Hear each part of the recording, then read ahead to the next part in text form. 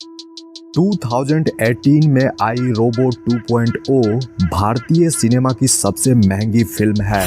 इस मूवी का बजट 547 करोड़ रुपए है और बॉक्स ऑफिस कलेक्शन 800 करोड़ रुपए है। अब जब इतनी बड़ी फिल्म है तो इसका बिहाइंड द सीन तो माइंड ब्लोइंग होना लाजमी है। रोबो 2.0 का पहला सीन है यह जब लोगों के हाथ से मोबाइल फ़ोन उड़ने लगते हैं, तो उसमें कई सारे शहर और सड़कों को भी दिखाया जाता है।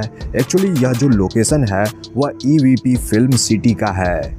यह लोकेशन बेंगलुरु के नेशनल हाईवे के साइड में पड़ता है जो संतोषा नगर में है। इस फिल्म सिटी के अंदर मूवी का मैक्सिमम पार्ट शूट हुआ है। यही मोबाइल स्टोर दिखाए गए हैं और इसी जगह ट्रक वाला शूटिंग भी हुआ है और इस फिल्म सिटी में ही तोड़फोड़ और कई सारे एक्शन सीक्वेंस भी शूट हुए हैं। मोबाइल फ़ोन से भरी ट्रक जब स्टोर में आने वाली होती है यह उसी वक्त का सीन है। देखिए इसे किस तरह से नाइट में शूट किया गया था, जो एक्चुअली चेन्नई के नेशनल हाईवे पर ही फिल्माया गया है।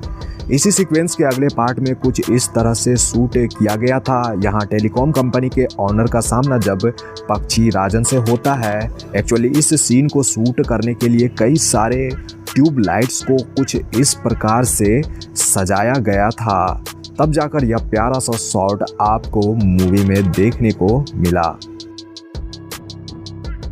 इस सीन में वसीकरण और एमी जैक्सन यानी नीला को फिल्म में इंट्रोड्यूस कराया जाता है। यहाँ उनसे मिलने एक्सेल यूनिवर्सिटी के स्टूडेंट आए हुए होते हैं। उनकी मीटिंग होती है जिसमें से एक स्टूडेंट एमी जैक्सन पर कायल हो जाता है। देखिए यहाँ किस तरह से रजनीकांत सर अपने शॉट को देख रहे हैं।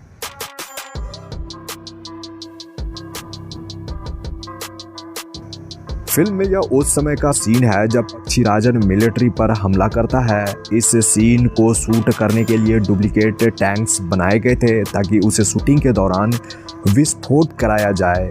बिल्कुल ऐसा ही हुआ क्योंकि यहाँ इस शूटिंग के लिए 2 विस्फोट कराए गए थे, टैंकों की और एक कार की, जो बिल्कुल रियल थे।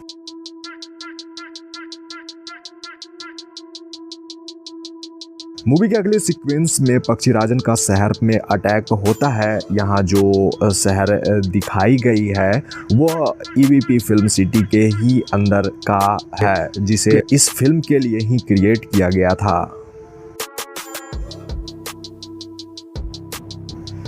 एंड बाकी बिल्डिंग्स में जितनी भी तोड़फोड़ हुई, जो सीन है उसे VFX स्टूडियो में तैयार किया गया था। साथ ही चिट्टी द्वारा किए गए कुछ एक्शन सीक्वेंस 3D मॉडलिंग से भी क्रिएट किए गए हैं। द फ्लोर नामक एक हॉलीवुड कंपनी ने इस मूवी के लिए विजुअल वर्क किया है। इस पूरी फिल्म के लिए उनके 1000 VFX आर्टिस्ट की टीम थी। इस दौरान उन्होंने 1360 विजुअल शॉट्स तैयार किए थे। That's amazing. एक्चुअली रोबो 2.0 पहली भारतीय फिल्म है जिसे पूरी तरह से 3D में बनाया गया है। मेरे कहने का मतलब यह है कि कोई भी फिल्म पहले 2D में शूट होती है, फिर उसे कंप्यूटर ग्राफिक्स की मदद से 3D में बदला जाता है, बट रोबो 2.0 के साथ ऐसा बिल्कुल भी नहीं हुआ। ब्लेंडर, रेविट और माया सॉफ्टवेयर से फिल्म को पहले 3D एनिमेशन में बनाया गया था।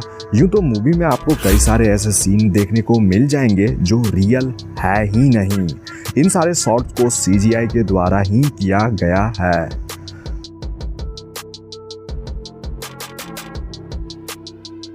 आप जो इस शख्स को यहाँ देख रहे हो वह नीरव शाह है। वह भारतीय फिल्म इंडस्ट्री के सबसे फेमस सिनेमेटोग्राफर हैं। उन्होंने धूम 2, वाली मैं और टाइगर सीरीज के लिए भी सिनेमेटोग्राफी करी है। उन्होंने क्रिस्टोफर नोलन की टेनेट की मुंबई वाली शूटिंग को भी सिनेमेटोग्राफी करी थी।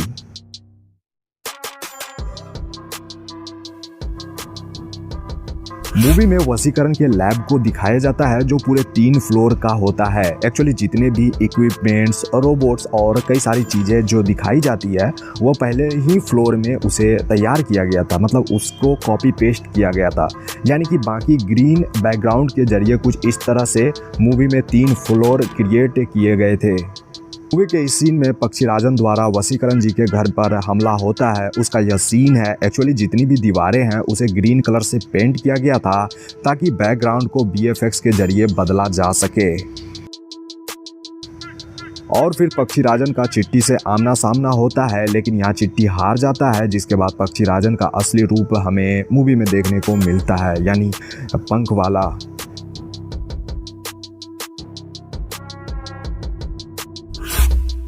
पक्षीराजन के बाद फिल्म में चिट्टी का नया अवतार होता है, यानी रोबोट 2.0। उसका चाल ढाल और रेड कलर के बाल, यानी सब कुछ नया। यहाँ रजनीकांत सर अपना शॉट देखकर हंस रहे हैं।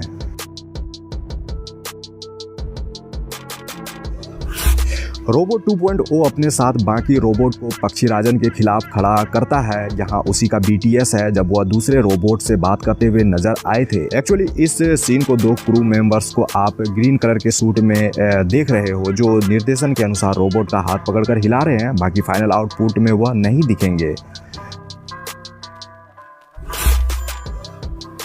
मूवी का क्लाइमेक्स एक स्टेडियम में फिल्माया गया है। मैं आपको बता दूं कि यह जो लोकेशन है वो एक्चुअली दिल्ली में स्थित जवाहरलाल नेहरू स्टेडियम का ही सीन है। इस लोकेशन पर 3 तरह से शूटिंग हुई थी।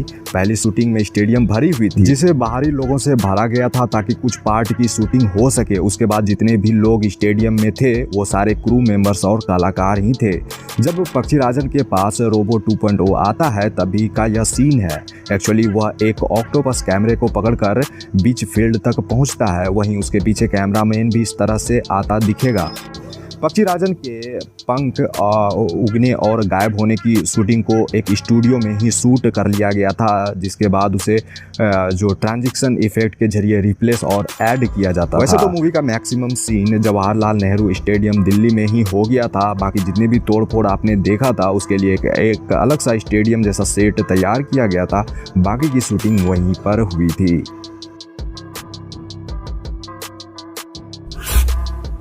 इस फिल्म में अक्षय कुमार साइंटिस्ट रिचर्ड का किरदार निभाते नजर आए हैं, जो एक एक्सपेरिमेंट करते वक्त खुद को भयानक क्रोमैन में बदल लेते हैं।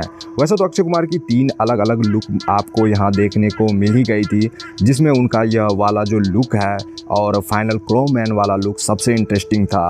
अक्षय कुमार के इस पावरफुल लुक को तैयार करने के लिए प्लास्टर ऑफ पेरिस का इस्तेमाल किया गया था। इसे प्रोस्थेटिक मेकअप भी कहा जाता है।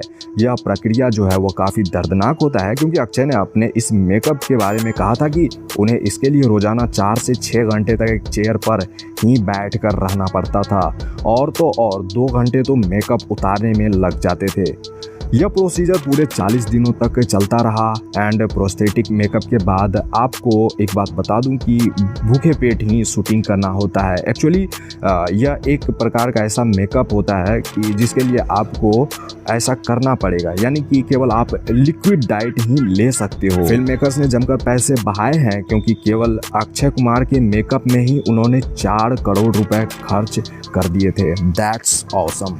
लाइका प्रोडक्शन हाउस ने पैसे खर्च करने में कमी नहीं छोड़ी है, क्योंकि एक तरफ सुपरस्टार रजनीकांत और अक्षय कुमार हैं, तो वहीं फिल्म के डायरेक्टर एस शंकर हैं, जिन्होंने इससे पहले आई जैसी ब्लॉकबस्टर मूवी दे चुके हैं। एमी जैक्सन ने मूवी में नीला का किरदार निभाया है, जो एक रोबोट रहती है। मैं आपको बता दूं कि उनका डायरेक्टर साहब के साथ दूसरी फिल्म है, जबकि पहली फिल्म विक्रम के साथ थी आई, यानी आई मूवी, जिसमें एमी जैक्सन और विक्रम थे, जो ब्लॉकबस्टर रही थी।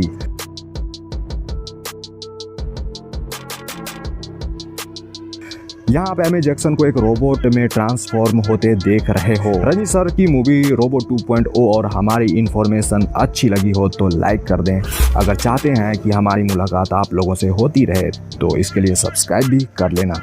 Thanks for watching.